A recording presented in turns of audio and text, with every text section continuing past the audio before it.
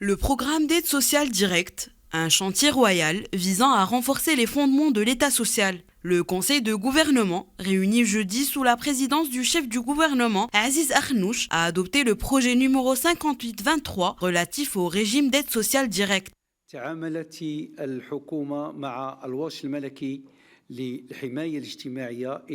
Le gouvernement s'est occupé du chantier royal relatif à la protection sociale depuis sa nomination. Il a porté une grande importance à ce sujet et a pu le mettre en vigueur selon l'agenda royal. Le gouvernement a pu généraliser la couverture sociale depuis fin 2022, suivant la même stratégie et suite aux hautes instructions royales. Cette année connaîtra le lancement de l'aide sociale directe qui permettra de mettre en place un bouclier social au profit des catégories ciblées. Il est à souligner que la valeur minimale de l'aide destinée aux familles, quelle que soit leur composition, est de 500 dirhams mensuellement.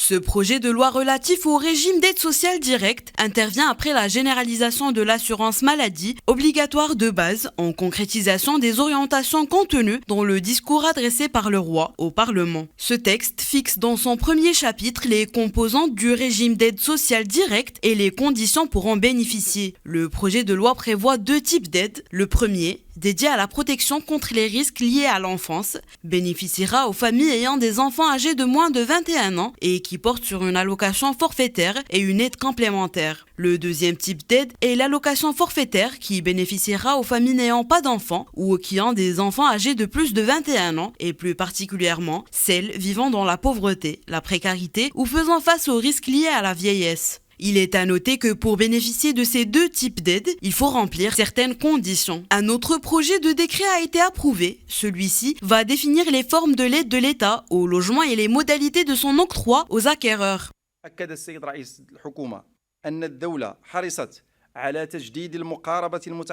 Le chef du gouvernement a souligné que le royaume s'est assuré du renouvellement de l'approche liée à l'appropriation du logement grâce à l'octroi des aides financières directes au profit des acquéreurs. Le gouvernement aspire à travers ce programme qui s'étale sur 5 ans de 2024 à 2028 à faciliter l'accès au logement pour la classe moyenne et les ménages à faible revenu.